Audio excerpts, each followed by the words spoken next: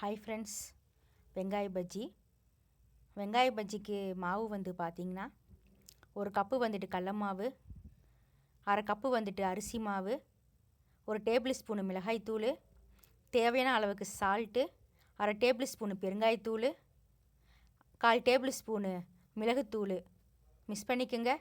அதிகமாக தண்ணி இருந்துச்சுன்னா மாவில் பஜ்ஜி வந்து வராதுங்க.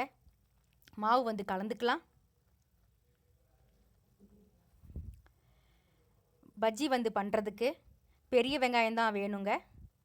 பெரிய வெங்காயத்தை வந்துட்டு இந்த மாதிரி வந்துட்டு ரவுண்டாக வந்துட்டு கட் பண்ணிக்குங்க.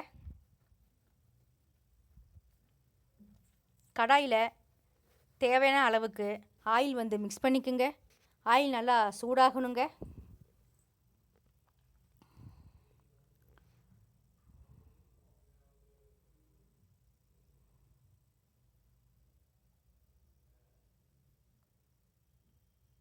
ரெண்டு சைடும் நல்லா வந்துட்டு திருப்பி போடுங்க. பஜ்ஜியை 2 சைடும் நல்லா வந்துட்டு வேகணுங்க.